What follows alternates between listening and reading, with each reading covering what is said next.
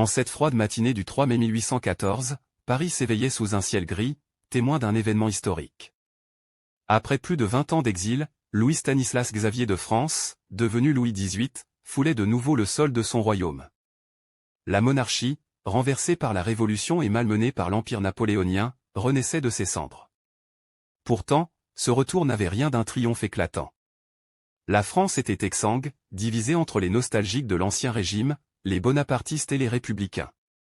Le roi, vieillissant et en mauvaise santé, savait qu'il lui faudrait jouer une partition délicate. Louis XVIII, fin politique et fin lettré, comprenait mieux que quiconque que le temps des rois absolus était révolu. Il adopta donc une approche mesurée, cherchant à réconcilier les différentes factions de la nation. En juin 1814, il promulgua la Charte constitutionnelle, un texte hybride qui tentait de concilier les principes révolutionnaires avec la tradition monarchique. Cette charte garantissait des libertés fondamentales tout en maintenant le roi comme figure centrale de l'État. Mais la tâche du souverain n'était pas aisée. Le spectre de Napoléon planait toujours sur l'Europe. En mars 1815, l'aigle s'envola de l'île d'Elbe, en un éclair, reconquit la France. Louis XVIII dut fuir précipitamment à Gand, tandis que Napoléon reprenait le trône pour les 100 jours. Pourtant, après la défaite de l'empereur à Waterloo, le roi revint sur le trône en juillet 1815, cette fois sous la protection des armées étrangères. Il entama alors une politique de restauration prudente, oscillant entre répression et conciliation. Durant les dernières années de son règne, Louis XVIII, affaibli physiquement, s'appuya de plus en plus sur son frère, le comte d'Artois, futur Charles X. Malgré les troubles et les complots, il parvint à stabiliser le pays, préparant ainsi la voie à une monarchie qui se voulait constitutionnelle, bien que fragile. Cependant, son règne ne fut pas exempt de tensions. La répression des opposants politiques s'intensifia, notamment avec les lois de censure contre la presse et les persécutions envers les anciens révolutionnaires.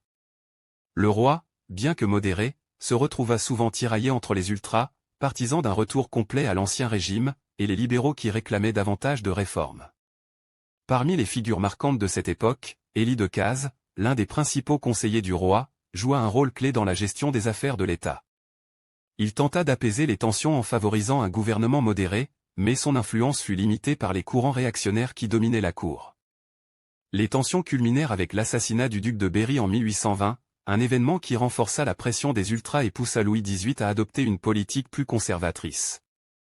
Malgré les défis, Louis XVIII persista à maintenir une certaine stabilité, refusant de céder entièrement aux excès des ultras tout en tentant de contenir les aspirations libérales. Il fit preuve d'un pragmatisme rare parmi les monarques de son temps, conscient que l'équilibre du pays dépendait de la capacité à concilier les héritages de la Révolution et de la monarchie.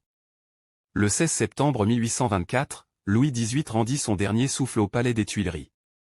Son règne, souvent éclipsé par la grandeur de Napoléon, fut pourtant celui d'un homme qui sut, avec prudence et intelligence, restaurer la monarchie dans une France bouleversée.